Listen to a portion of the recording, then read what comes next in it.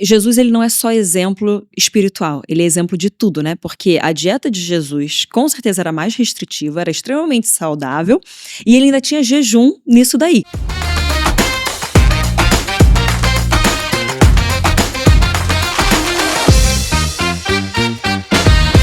Olá, bem-vindos a mais um episódio do Júnior na Lata. Na verdade, né, essa nova temporada que nós vamos tratar aqui sobre liderança. Mas liderança começa, em primeiro lugar, com a nossa autoliderança. Se não lideramos a nós mesmos, de forma alguma seremos capazes de liderar outras pessoas. Podemos até tentar, mas não vamos liderar efetivamente.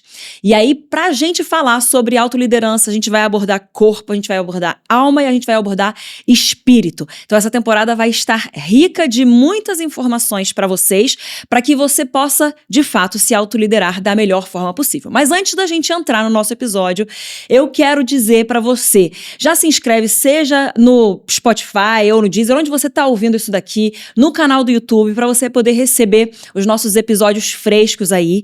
E também a gente tem uma novidade que para mim é muito especial, sendo mulher especialmente, a gente tem uma parceria muito legal com uma loja de roupas que chama IF, e eu tô sempre vestindo IF, vocês já viram várias vezes, vou deixar até aqui depois você pode ver na descrição no Spotify ou daqui do YouTube.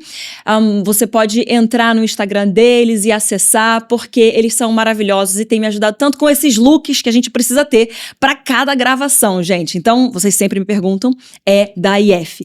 E, sem mais delongas, nós vamos entrar no tema de hoje, que é uma influência. Qual que é a influência que tem a alimentação saudável e a vida saudável também na nossa vida, essas escolhas para a nossa vida? E eu tô aqui com um convidado muito especial. Ele que é médico nutrólogo, tem mestrado e doutorado em composição corporal pela USP, MBA em gestão em saúde, é gestor no Hospital Israelita Albert Einstein. Ele também é coordenador na pós-graduação de nutrologia do Hospital Albert Einstein também, autor de 3 livros e casado, muito bem casado, com a doutora Renata Giacometti Toledo agora e pai da princesa Catarina. Então, muito bem-vindo, Diogo. Muito feliz de ter você aqui no nosso podcast. Que prazer estar aqui com você, Júnior. E esses 3 títulos últimos aí para mim são os melhores agora. Uma honra estar aqui com você, falar principalmente de um assunto que eu gosto muito. Muito obrigado pelo convite. Muito obrigado por ter aceitado. E eu queria que a gente já entrasse para o pessoal entender um pouquinho mais de você, porque eu te conheço, eu sei a busca que você tem por essa vida saudável e vem de uma raiz e uma fundação muito boa, né? Porque não é sobre esse estresse intenso na vida fitness, não tem nada a ver com isso, tem a ver com a qualidade. E para o pessoal conhecer como que veio isso, de onde vem esse anseio, essa paixão por essa vida saudável? Eu acho que teve uma frase que me marcou muito ao longo do meu processo, quando eu ainda estava na residência e na formação médica, e eu vou contar um pouquinho essa virada de chave, de por que eu entrei exatamente nesse assunto de qualidade de vida, longevidade, foi que os seus hábitos de hoje determinarão o seu futuro. Então hoje, essa busca que a gente tem para esse imediatismo que as pessoas querem, um corpo para um determinado período e um cuidado episódico, isso precisa ser mudado. Sim. E a gente só vai conseguir isso modificando hábitos. E para modificar hábito, leva um tempo. Então hoje, se a gente falar, vou incorporar um hábito. Então quem está escutando a gente vai falar assim, então a partir de amanhã eu quero incorporar um hábito. Segura isso, porque você não vai mudar um hábito e transformar ele em uma semana. O hábito, para ele ser incorporado, ele precisa pelo menos de 90 dias. Dentro dos 90 dias, ele precisa ser repetido 70 vezes. E aí ele é incorporado um hábito. Uau. Bom, como eu cheguei até aí? Antes de fazer nutrologia, eu fiz medicina intensiva, que é uma área bem de emergência, que é totalmente divergente dessa área preventiva. E dentro da UTI, eu olhava para os pacientes e via que eles estavam ficando perdendo muito peso. E eles saíam de lá, quem estiver escutando a gente, imagina se você já teve um parente ou alguém dentro de um hospital e já saiu muito magro. Então, aquela magreza é porque ele perdeu muito músculo. Sim. E eu comecei a detectar que quando o paciente lá dentro perdia muito músculo, ele tinha um pior desfecho, ou seja, ele ficava mais tempo internado, a infecção era pior, ele precisava de mais suporte. Então, o que me chamou a atenção? Que a parte muscular era um grande órgão que a gente precisava cuidar. E ao mesmo tempo, aqueles pacientes que entravam com uma reserva muscular na UTI saíam melhor. Então a chave foi isso. Eu comecei a entender que o músculo poderia ser a chave da longevidade. E não um músculo para estética. Aham. Tudo bem, ele vai desenhar o corpo, mas ele tem um papel que a gente vai entrar nesse lugar de uma proteção de imunidade, uma reserva funcional e cognitiva que é a base dessa longevidade. Quando eu vi isso, eu falei, eu acho que eu quero começar a estudar uma outra parte que foi a preventiva. Deixa eu perguntar, não sei nem se existe esse número, mas o que seria uma reserva boa de músculo? Que acho que seria um percentual corporal, é isso, né? É. Mesmo que não seja, assim, específico, mas o que é Quando bom? você leu lá na minha titulação, eu fiz mestrado e doutorado em composição corporal. Então, hoje, o que significa composição corporal? É fazer uma leitura separada do que é massa muscular e do que é massa de gordura. Existem ferramentas específicas para isso. No mestrado eu usei a tomografia, no doutorado eu usei ultrassom. E como hoje o peso ele não pode mais determinar porque ele é muito superficial. Sim. Então, às vezes, o indivíduo ele tem muito músculo e ele tem um IMC porque ele tem um peso muito grande, ou às vezes ele não tem nem um pouco de músculo e tem uma gordura muito importante. Então, hoje a gente tem pacientes obesos que não têm reserva muscular nenhuma. E a gente tem pacientes que têm muito músculo, os bodybuilders, por exemplo, que têm um IMC de obesidade. Então, não tem essa classificação, não dá para ser feita. Então, a gente usa ferramentas específicas. Aí, na sua pergunta, existe um mínimo. Tá. Existe um mínimo para mulher e existe um mínimo para homem. Considerado mínimo para ser saudável, não que a gente tenha que ficar nesse mínimo, mas a gente não pode deixar ter menos do que isso. Então, o homem ele precisa de 20 quilos e a mulher precisa de 15 quilos de músculo, no geral. Tá. E isso é no geral porque a estatura muda. Claro, então, é importante fazer um acompanhamento. Por isso que não dá para só pesar. Vou trazer um exemplo bem concreto disso para esse entendimento. Quando a gente passou pelo Covid, muitas pessoas falavam assim, nossa, porque o fator de risco para o Covid era a obesidade. Lembra disso? Sim, saíram nas manchetes. Hoje, a gente olhando para trás, o maior fator de risco não foi só a obesidade. Foi quem era obeso e não tinha músculo. Essa era a pior combinação para um desfecho ruim. Então, a gente sabe que a obesidade é um processo inflamatório e que a reserva muscular é uma parte imunológica. E a partir disso, eu comecei a estudar cada vez mais o músculo. Então, existe esse mínimo necessário para a gente ter essa reserva muscular. Pergunta que sempre vem. Idade. Esse músculo, ele muda a partir dos 40 anos. Então, jovens, antes dos 40 anos, se preocupem com a sua reserva muscular, porque vai ter um declínio muscular hormonal a partir dos 40 anos. Eu ouvi há muitos anos, que acho que deve ser mais ou menos isso, que até os 36, isso deve fazer uns 10, 15 anos que eu ouvi isso, que até os 36 anos de idade você constrói, entre aspas, vou usar a palavra, termos leigos aqui, o músculo que você vai ter, a maioria dos músculos que você vai ter pro resto da vida. E é claro que você consegue, entre aspas, construir músculo depois. Mas isso é um dado meio que pra gente entender que se eu consigo construir antes, eu consigo manter depois mais, e é mais difícil ganhar depois se eu não tiver construído antes? Isso é algo que... É verdade, isso verdade. É fato. Tá. Então, a partir dos 30 anos há um declínio de colágeno. A partir dos 39, 40 anos há um declínio de músculo. E essa construção muscular, a gente pode falar assim mesmo, ela tem um ápice nesses 35, 36 anos. Aí depois ela faz um platô até os 39 e depois dos 39 ela começa a cair. Isso é o que aconteceria porque existe uma resistência anabólica, uma redução hormonal. Por isso que a longevidade ela precisa ser tratada não na idade idosa, 60 mais 60, ela precisa ser tratada antes. Porque quem construir essa reserva muscular antes dos 36, 39, vai garantir que você vai passar depois uma longevidade melhor. É mais difícil construir a partir dos 40 anos. 50 anos mais difícil, 60 anos mais difícil ainda. Então é fato esse discurso que você falou. Tá.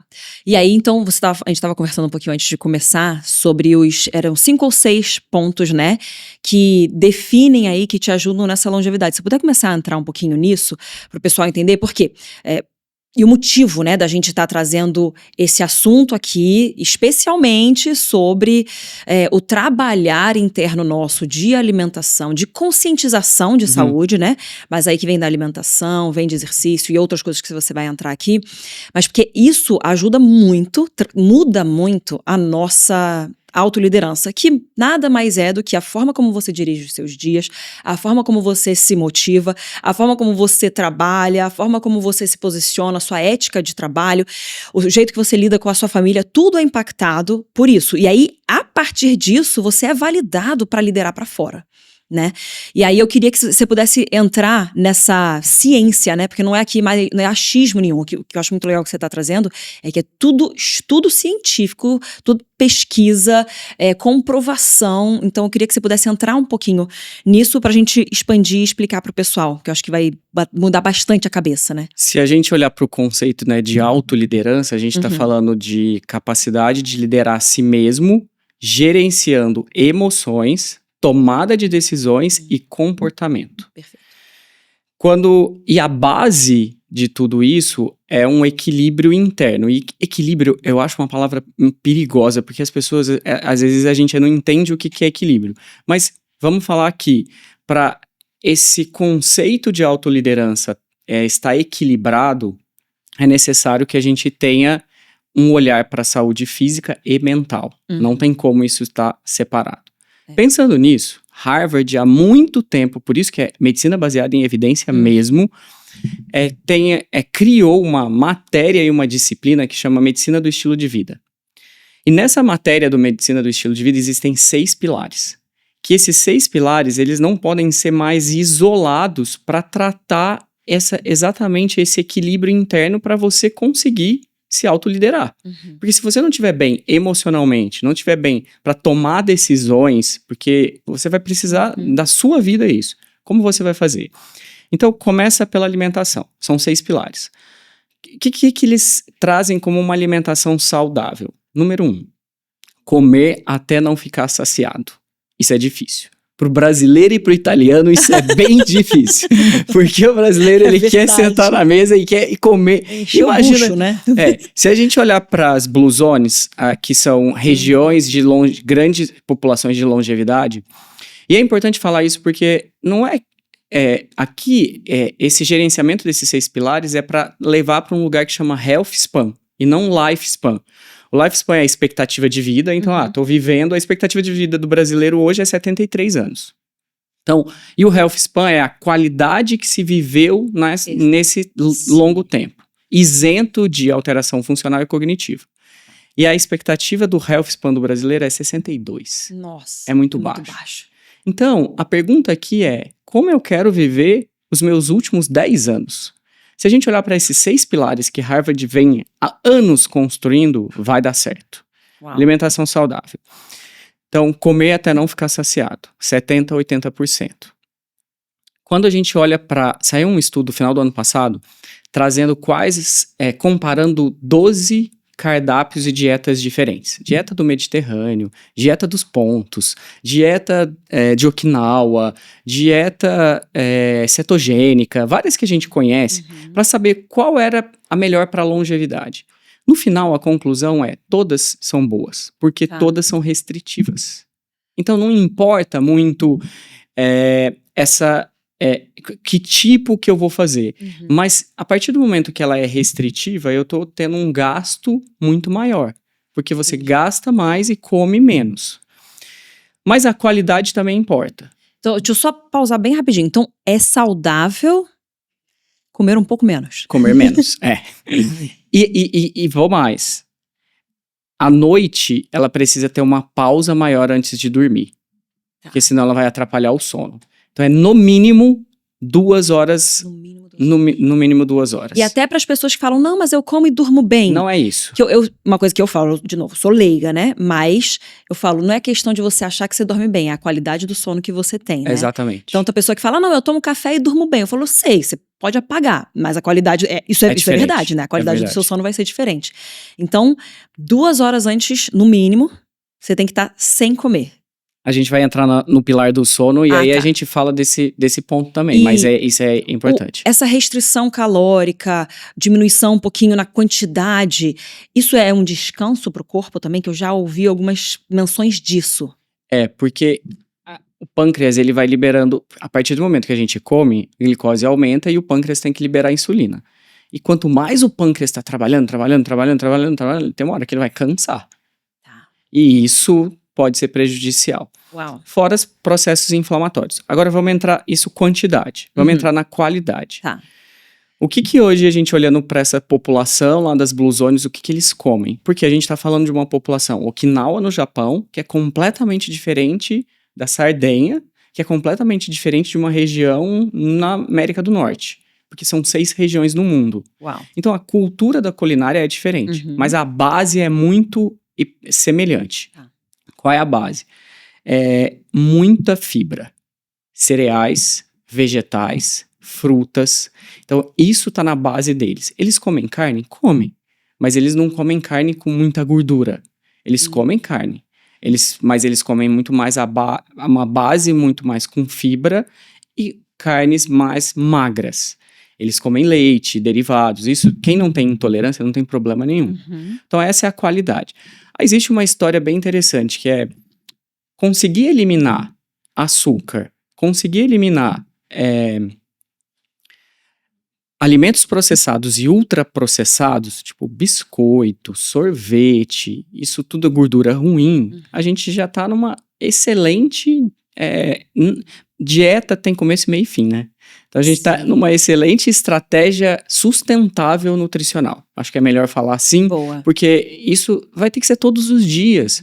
Não é, tudo bem, ser uma exceção, tá tudo bem. Mas aquilo ali ser todos os dias não dá. Então a base é essa de uma alimentação. Então esse é um equilíbrio. E aí você pode optar pelo que você gosta. Então não tem muito, é uma personalização. Não, eu gosto mais de uma dieta mais mediterrânea, que é mais à base de salmão, que é mais à base de óleo de oliva, que é mais à base de legumes, castanhas, tá tudo bem. Só que a gente tem que fazer uma restrição em relação a isso, não comer até ficar saciado. Alimentação, vamos passar para o sono. Tá. Eu diria que... Deixa eu só fazer um asterisco aqui, que se a gente... Jesus, ele não é só exemplo espiritual, ele é exemplo de tudo, né? Porque a dieta de Jesus, com certeza, era mais restritiva, era extremamente saudável, e ele ainda tinha jejum nisso daí, que você vê que ele dava descanso pro corpo, ele tinha um gasto calórico alto, se você for pensar, porque ele peregrinava de um canto pro outro, andava pelas dunas. Quando eu fui para Israel, você estava comigo na viagem. Hoje a ciência ela comprova Jesus, né? Ela comprova a Bíblia, ela comprova a forma que Cristo vivia. É bem então, isso. É muito legal que até nisso Jesus nos ensina. Hoje eu tô lendo a Bíblia pedindo revelação do Espírito Santo muito mais para eu entender a parte do corpo. E eu tô sempre anotando quando tem alguma coisa. Que legal. Depois você precisa escrever um livro sobre isso. Sério. Mas se quiser entrar no... E tem um oncologista do Einstein que ele sempre falou algo que me marcou muito. Que ele fala assim, o paciente oncológico, ele sempre quer... Acontecer o câncer, ele quer mudar. Aí ele quer mudar a alimentação. Mas... A partir do momento que o câncer está instalado, a alimentação ela é muito mais preventiva. Então ele não tem uma mudança tão significativa na instalação. Vamos mudar agora uma dieta radical. E aí o que ele fala para os pacientes dele, que eu acho muito legal, é que o paciente fala assim, o que eu posso comer? Ele falou assim, olha, é a dieta divina. O que é a dieta divina? Deus criou o sorvete? Então você não pode comer o sorvete. Deus criou o refrigerante, então você não pode comer. Mas Deus criou a batata, pode comer a batata. Deus criou a fruta, pode comer a fruta. Deus criou o cereal, então pode comer o cereal. Deus criou a vaca, pode comer a carne. Então o que não é divino, você tira. Então faz sentido isso que você está falando e é bem interessante. Que legal. Já dá até uma luz aqui pro pessoal. Saber escolher, né? Que é aquele negócio até de, entre aspas, né? O descasque mais e desembale menos. Que é basicamente isso. Usufrua daquilo que Deus já fez, do que aquilo que o homem quer criar em cima. E aí é tudo besteira, né? Segundo pilar. Pilar, vai. Sono. Diria que é um dos principais. Eu acho que se eu fosse eleger, eu elegeria ele como o número 1. Uhum. Porque, como a gente tá falando de autoliderança, existe algo na liderança que se chama empatia pra gente liderar. Sim. E não você só se liderar, mas também para liderar as pessoas. Uhum. E essa empatia, ela tá muito linkada às emoções e o seu humor. Uhum. E o seu sono, ele é proporcionalmente ligado à sua qualidade e quantidade do seu sono, pro seu humor e pra sua empatia. Sim. Isso é fisiológico. Às vezes a pessoa acordou, não foi um sono bom, não é que ela tá... Mas é hormonal, acontece isso. Então, 2, cognitivo. A parte cognitiva para o sono é fundamental. Então, eu vejo hoje no consultório alguns jovens que chegam e falam: não, mas eu durmo 4 horas e tá tudo bem para mim, porque eu tenho que estudar. Não, a longo prazo vai pagar um preço. Sim. A curto prazo não vai pagar um preço. Mas a longo prazo, a cognição ela vai ficar alterada. É importante o cérebro descansar. Sim, eu quero até trazer experiência própria sobre essas duas coisas que você falou, né? Porque eu tô numa fase de vida, por mais que o meu mais velho tenha 9 anos agora, eu ainda tô na fase de crianças pequenas e eu tenho a minha mais novinha, Kyla, com 2 anos e ela ainda acorda no meio da noite. Sabe-se lá por quê? Cada hora é alguma razão, né? Porque criança, infelizmente, ainda é um pouquinho instável. E eu vejo nitidamente, porque a maioria das minhas noites é interrompida. Agora, nesse período de férias que a gente tá, né? Que as crianças não estão na escola, eu posso tentar dormir um pouco mais para ver se melhora. E é gritante a diferença, a paciência que eu tenho com meus filhos, a empatia que eu tenho com outras pessoas, que eu até transformaria numa palavra bíblica, compaixão. Porque a minha capacidade de compaixão, ela é gerida pelo Espírito Santo, mas ela também é gerida pela minha capacidade física, né? Assim, o que tá dentro do meu corpo.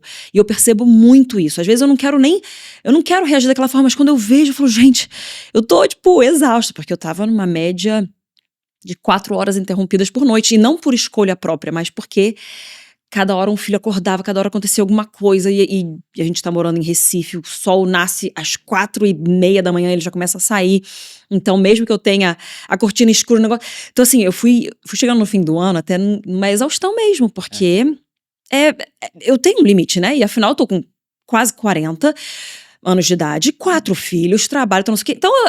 Agora, a minha juventude dos 20, a minha jovialidade, ela não consegue compensar mais tanto as coisas. Então, eu vejo muito isso, a falta que faz uma boa noite de sono, inclusive em memória.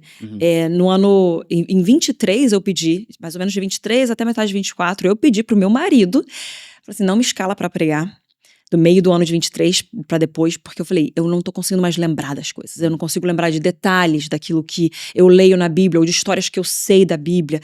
Aí eu começava a ficar até nervosa mesmo no púlpito, porque eu falava, será que eu vou esquecer alguma coisa? Será que eu vou falar alguma besteira? Porque você não vem, você procura coisas que você sempre soube às vezes e elas não vêm. Eu vou falar alguma coisa, o vocabulário não me vem, eu não consigo... Teve uma vez que as pessoas começaram a rir de mim porque eu não conseguia lembrar o nome, a palavra, né? Geladeira.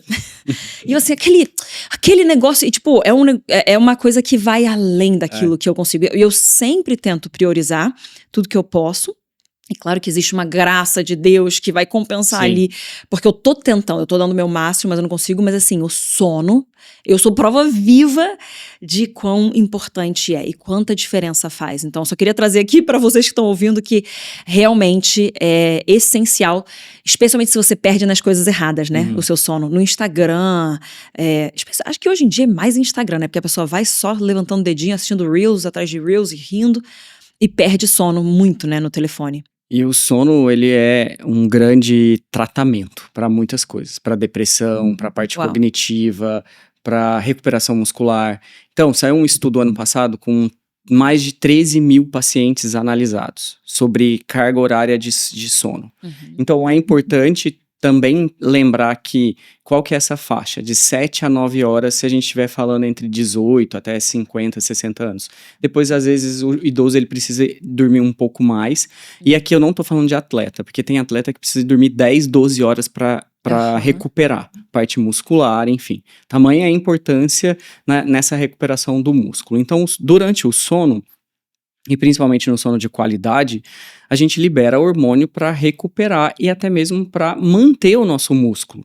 E também para manter o ciclo circadiano. Então, a produção de melatonina à noite, a produção de cortisol dia, que é o seu hormônio que vai te levar, é o motor que nos gere durante o dia, que é o cortisol. Esse desbalanço entre melatonina e cortisol, o sono regula. O sono regula a liberação de hormônio de crescimento, que é o GH, que é o melhor hormônio para manutenção de músculo. Ele regula a manutenção da testosterona. Então, o sono é muito terapêutico. Hoje, eu sequestro um tempo dedicado se eu vejo que o paciente tem algum problema no sono. A gente vai entrar com alguma suplementação, vai fazer alguma... Porque simplesmente falar assim, higiene do sono, as pessoas...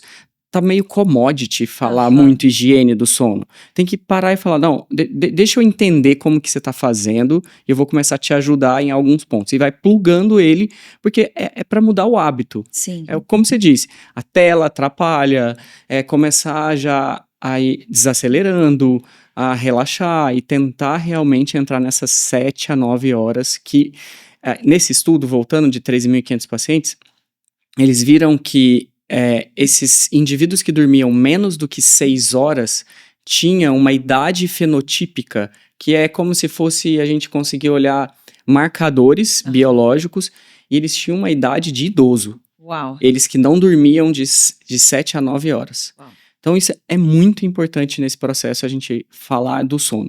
E aí, voltando ao que a gente estava falando, por que então a alimentação ela pode atrapalhar? Eu como, vou jantar e durmo, não tem problema. Porque a digestão, o processo de digestão, inibe a produção de melatonina.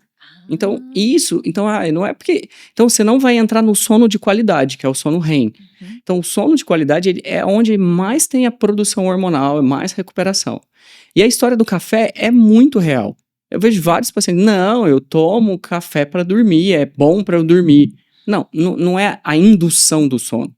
É que no seu sono de qualidade, o seu cérebro fica estimulado. Sim. Cafeína, ela demora meia vida, independente do seu peso. 4 horas para ela ser metabolizada. Meia vida. Então, as outras metade, o restante, eu não sei. Que aí cada indivíduo reage de um jeito. Eu metabolizo muito mal cafeína. Então, eu paro de beber café, 2 horas da tarde. Porque 4 horas vai dar 6, o restante eu não sei mais.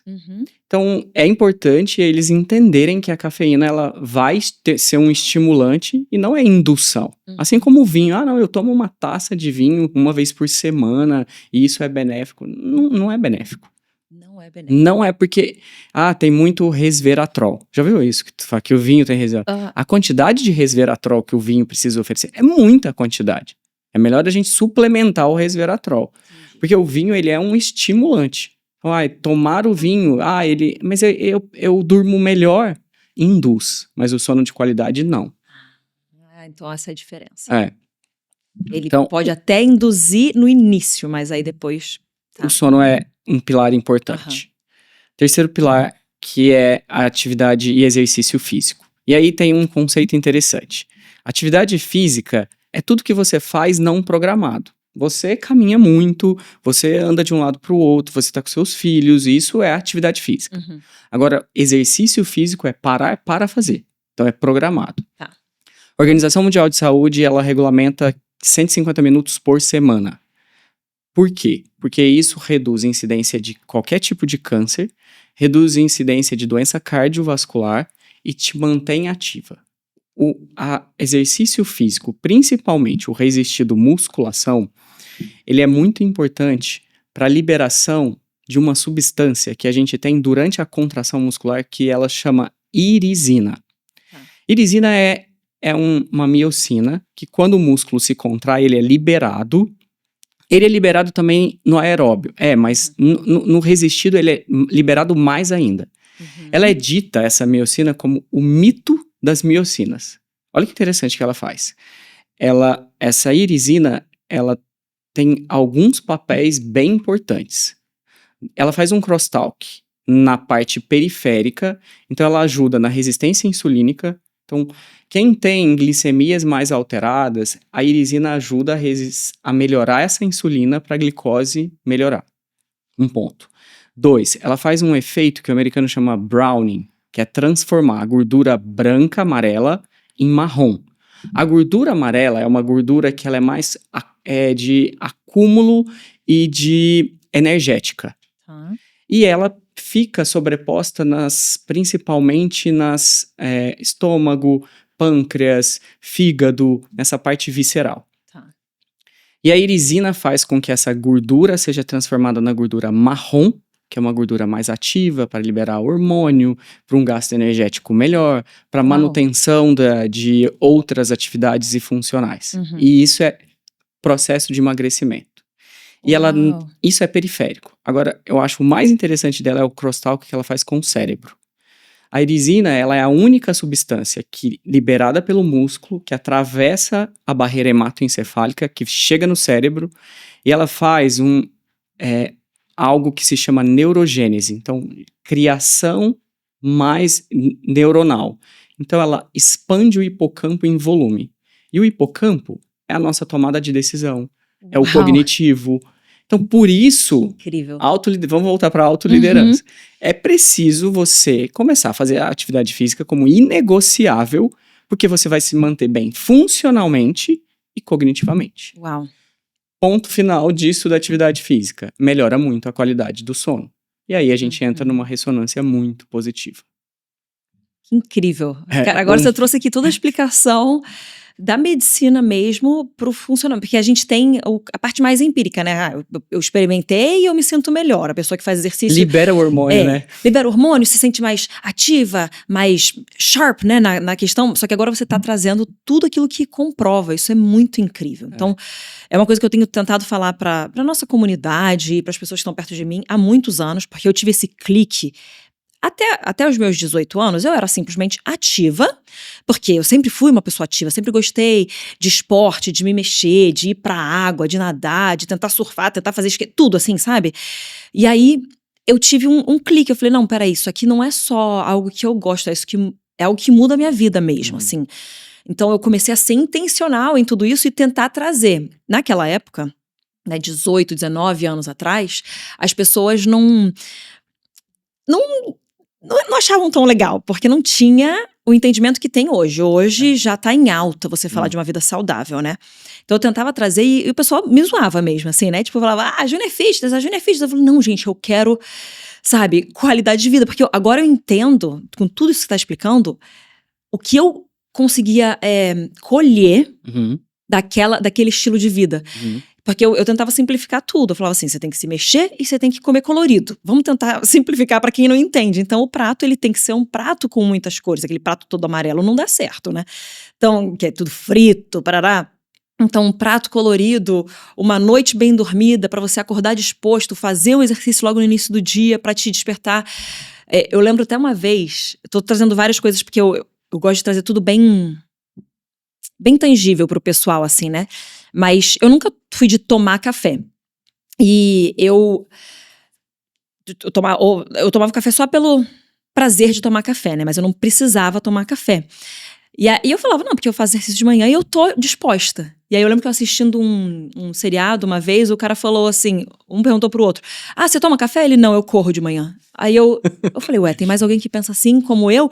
Porque tudo isso aí tá sendo liberado no meu corpo. E melhor do que eu tomar um café pra despertar, é eu ativar o meu corpo de uma forma mais saudável, que vai fazer aquele efeito dominó saudável e positivo em todo o meu funcionamento, do que tomar só esse estimulante, né? Exatamente. E eu não sou contra o café, eu gosto de um café. Mas que ele seja até pra esse lado mais de... que você aprecia, toma um pouquinho, mas que não seja a sua necessidade diária pela manhã. Falei bastante aqui, mas eu quero que eu sei que a gente tá caminhando aqui pro fim, eu quero que você continue com as outras bases, mas a gente já tá conseguindo entender aqui quanto que essas escolhas saudáveis mudam a forma de eu viver o meu dia e de conseguir, né, ter a capacidade, gerar dentro de mim uma capacidade de me autoliderar, de fazer essas escolhas, etc. Eu vou falar uma coisa que não que soe agressivo, mas, por exemplo, desses 3 pilares que a gente falou, hoje, para onde o Brasil hoje, ele está num ranqueamento de um atlas mundial da obesidade e que a gente está com um alerta para isso Brasil. na nossa população, porque hoje 60% dos jovens são sobrepeso. Em 2035, essa é a previsão se isso continuar. A cada 2 crianças, uma vai ter obesidade, ou seja, 50%. Meu Deus. Então, por que eu tô falando isso e achei interessante a gente tá falando isso na autoliderança? Se em casa você não ensinar a sua criança o ambiente que ela vai crescer, ela não vai achar que aquilo ali é algo normal ou não, mas se ela crescer nesse ambiente que você tá trazendo tudo isso, ela vai fazer, não, o normal é aquilo que a minha mãe e meu pai estão fazendo e que me ensinaram. Porque o que mais influencia hoje na obesidade é o ambiente. Uau. Então, esse é um dado importante para a gente refletir. Legal. Atualmente, a gente tem no Brasil, a cada 3 crianças, uma com obesidade. Já é assustador. É assustador. Mas em 2035, essa progressão chega na metade.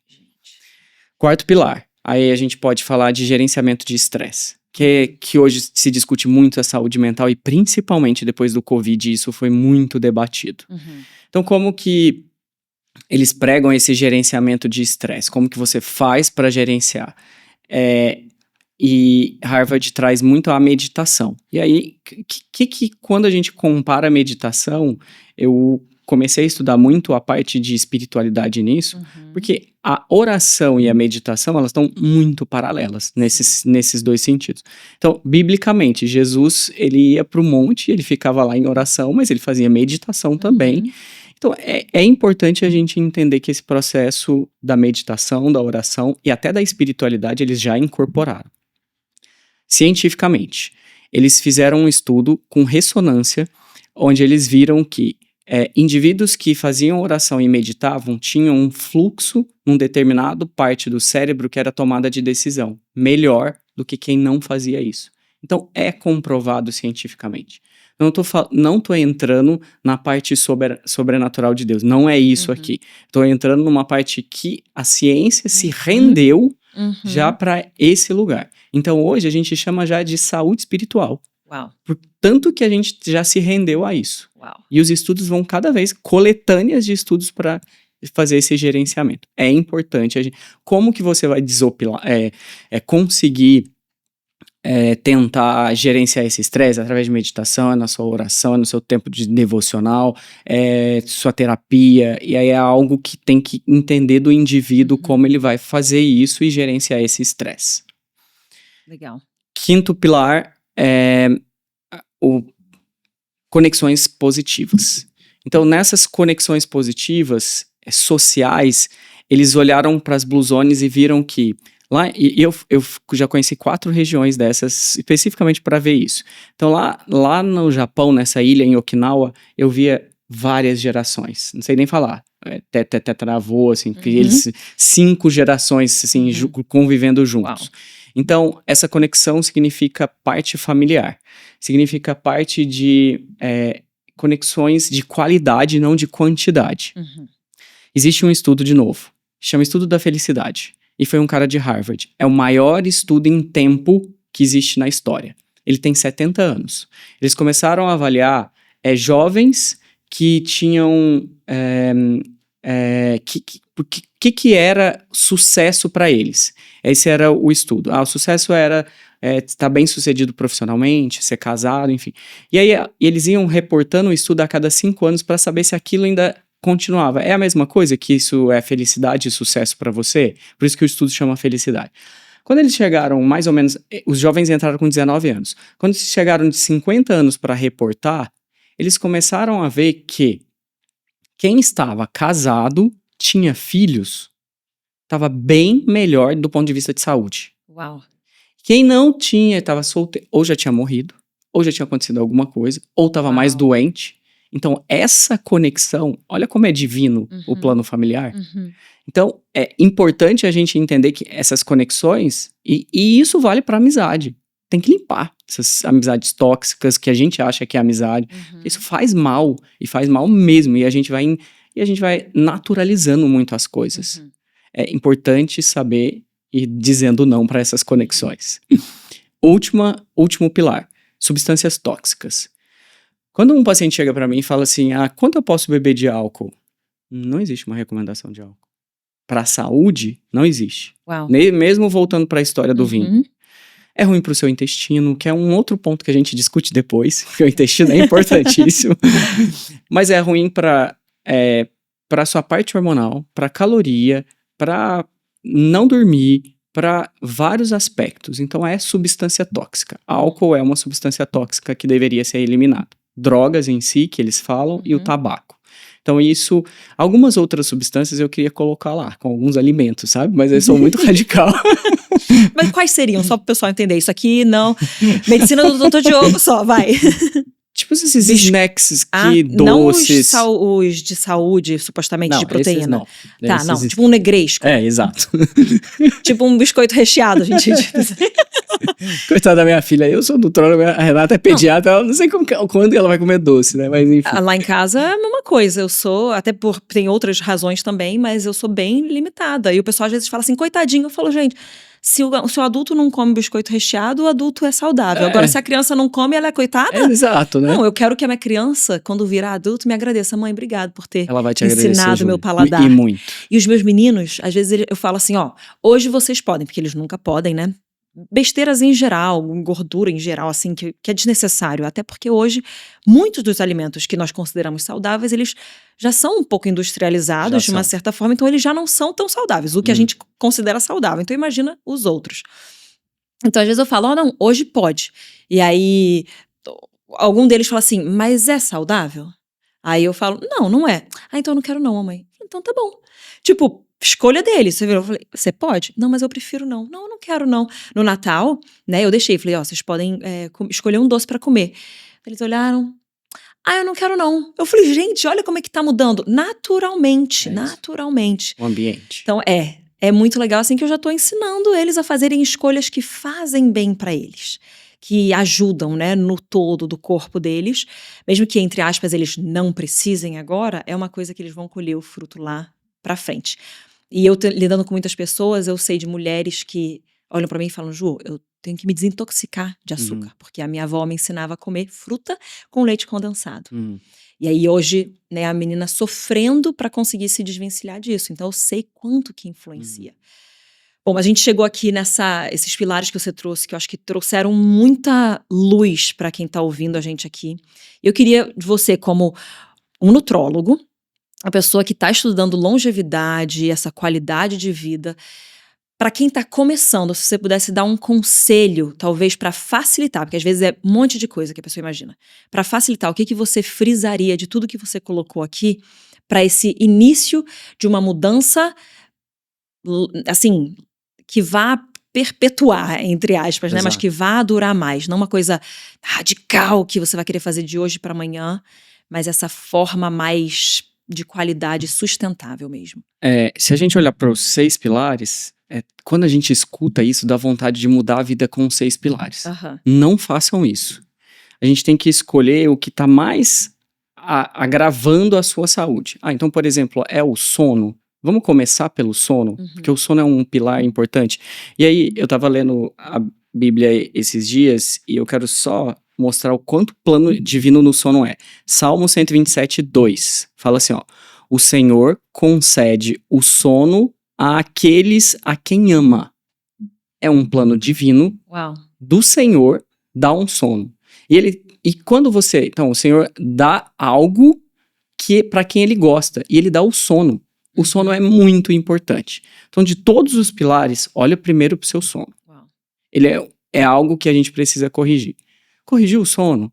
Não, agora a minha atividade física eu não estava fazendo nada. Então, vou começar, então, pelo menos metas alcançáveis. Uhum. Não queira, nossa, porque agora eu tô numa comunidade, tá todo mundo correndo 21, tá todo mundo correndo 10, metas alcançáveis. Sim. Depois o seu organismo ele vai conseguindo aumentar as metas. Depois olhou para alimentação. Realmente, se eu à noite já começar a diminuir, já vai ser um grande ganho. Principalmente dar esse espaço de 2 horas. Então, modificar com metas alcançáveis. Muito bom. E esses 3 são Esses são os simples. principais. Do jeito que você falou, é bem simples. Dá pra fazer, dá pra tentar, né?